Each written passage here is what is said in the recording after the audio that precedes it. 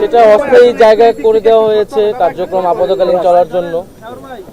আর আমার তো আরেকটা মন্ত্রণালয় আছে, আমি সেখানে বসতে পারি, কিন্তু ওই আসিফ মাহমুদের 2টা মন্ত্রণালয় পড়ে গেছে, সে নগর ভবনে বসতেছে। এরকম যার যার অন্যান্য জায়গা রয়েছে সেখানে অস্থায়ীভাবে কাজ করার জন্য ব্যবস্থা করা হয়েছে আর কি। আর মূলত এখানে আসা মূলত আপনাদের সাথে কথা বলার জন্য, যে আপনাদের মধ্যে যাতে কোনো ভুল ধারণা তৈরি না হয়, অ্যাক্রিডিটেশন কার্ড বা সচিবালয়ে প্রবেশ নিয়ে আমাদের যে তদন্ত কমিটি করা হয়েছিল সেটা আজকে শেষ দিন একটা প্রাথমিক রিপোর্ট দেওয়ার। তো আজকে পর্যন্ত আমরা কাউকেই অ্যালাউ করছি না সচিবালয়ে প্রবেশ করার জন্য। আর সো এই জন্য আজকে আপনারা প্রবেশ করতে পারছেন না। আরেকটি বিষয় হচ্ছে যে সচিবালয়ের নিরাপত্তা বিঘ্নিত হয়েছে এর আগে বিভিন্ন সময়ে। তো দীর্ঘমেয়াদী সামনের দিনগুলোতেও জন্য আমরা ভাবছি, এই কারণে আমাদের প্রায় 3000+ অ্যাক্রিডিটেশন কার্ড কিন্তু দেওয়া হয়েছে বিগত সময়গুলোতে।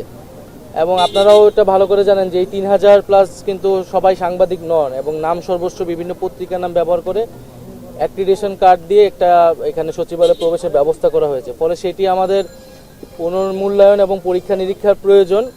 তো সেই জন্য আমাদের কিছুটা সময় লাগবে। আমরা একটা নির্দিষ্ট সময়ের মধ্যে সাংবাদিকদের আবেদনের ভিত্তিতে নীতিমালা অনুযায়ী নতুন করে আবার স্থায়ী পাসের ব্যবস্থাটি করব, এবং সেই সময় পর্যন্ত একটা সীমিত সংখ্যা একটা অস্থায়ী পাস আগামীকাল থেকে দেওয়া হবে। সাংবাদিকদের আমরা সাংবাদিক সংগঠনগুলোর সাথে বসবো, যারা সচিবালয়ের সংগঠন এছাড়া যে বাইরের সংগঠনগুলো রয়েছে তাদের সাথে বসে, মিডিয়া হাউসগুলোর সাথে বসে একটা নির্দিষ্ট সংখ্যায় অস্থায়ী পাস দেওয়া হবে। কালকে থেকেই আপনারা প্রবেশ করতে পারবেন সচিবালয়। আর একটা নির্দিষ্ট সময় নিয়ে আমরা আবেদন করে স্থায়ী পাস যেটা সেটা দিব।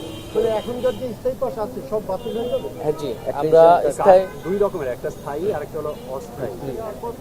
তো দুটো নিয়েই আপনাদের সিদ্ধান্ত? জি, আমাদের কারণে এই 3000+ অ্যাক্রিডিটেশন কার্ড আমরা রাখতে পারবো না, এটি বেশিরভাগই এখানে ভুয়া। আমরা আবেদনের ভিত্তিতে আবার যে নীতিমালা আছে সেই নীতিমালা অনুযায়ী আমরা নতুন করে স্থায়ী পাসটি দিয়ে দিই। আবেদন কবে থেকে শুরু করব? আমরা এটা কাল পরশু থেকে এটা শুরু করব, আর কালকে থেকে অস্থায়ী পাসটা আমরা এই প্রসেসটা তো বাতিল না করেও করা যেত, ঠিক না? এই অ্যাপ্লিকেশন কার্ড এটা আপনারা কাদের সঙ্গে কথা বলে এইটা করবেন যাচাইটা?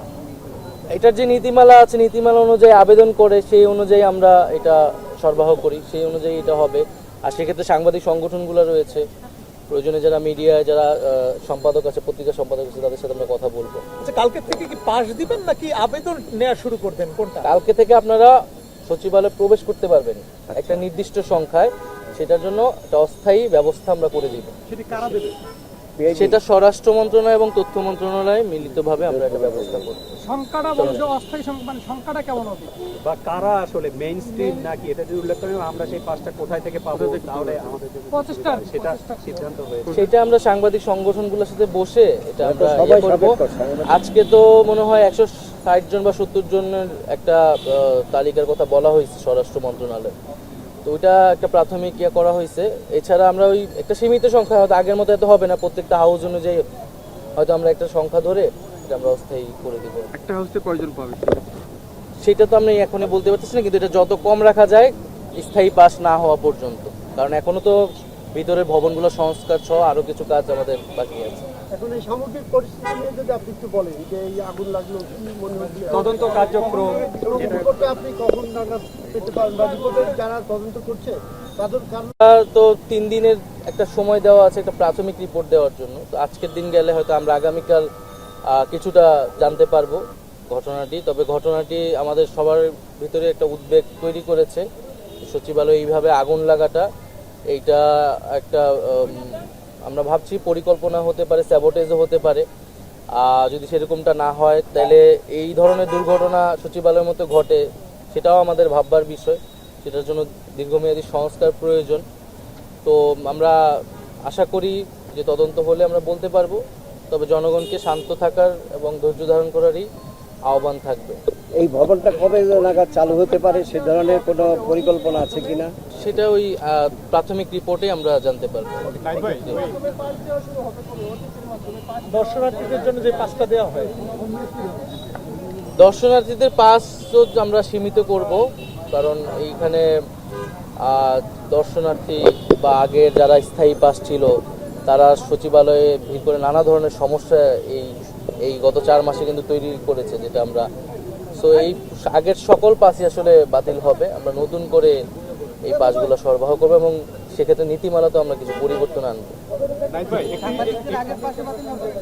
নাইত ভাই, 31 তারিখে একটু কথা বলতে চাই। মানে আমরা কিছু স্ট্যাটাস দেখলাম, ফেসবুক স্ট্যাটাস 31 তারিখ নিয়ে।